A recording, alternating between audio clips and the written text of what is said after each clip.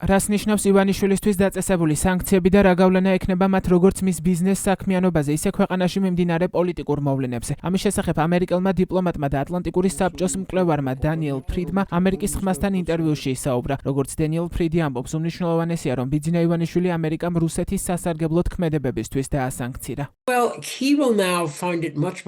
მას ახლა ბევრად უფრო გაუჭირდება ბიზნესის წარმართვა. ეს საკმაოდ დიდი საქმეა.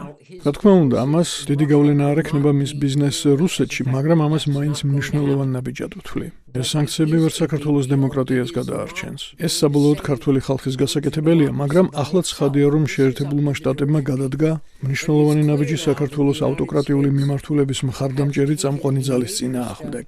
მეტიც, ძალიან საინტერესოა, რომ შეერთებულმა შტატებმა ივანიშვილს სანქციები დაუწესა რუსეთის აგენტად მოქმედების, ან რუსეთის ინტერესების სასარგებლოდ ქმედებისთვის. სანქციები დაწესდა კონკრეტული აღმასრულებელი ბრძანებით, რომელიც მიზანში იღებს რუს აგენტებს და იმ აგენტებს, ვინც რუსული ინტერესების დაწინაურებისთვის მოქმედებენ. ეს საკმაოდ საინტერესოა, რადგან ეს ნიშნავს, რომ შეერთებულ შტატებს აქვს ინფორმაცია ივანიშვილის კრემლისთვის მოქმედების შესახებ.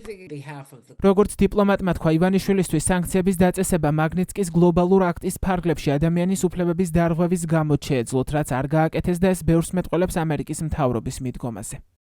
A sanction against the entire Georgian government or against the party. სანქციები არ დაწესებულა მთლიანად საქართველოს მთავრობის ან პარტიის წინააღმდეგ.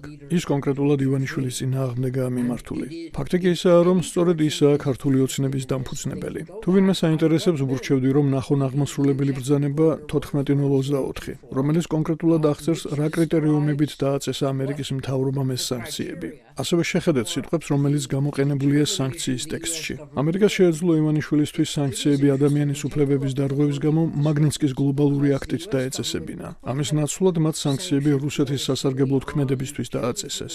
ეს ძალიან საინტერესოა, განსაკუთრებით იმის გამო, რომ რუსეთი საქართველოს წინააღმდეგ აგრესიულადაა განწყობილი, განსაკუთრებით კი 2008 წლის შემდეგ.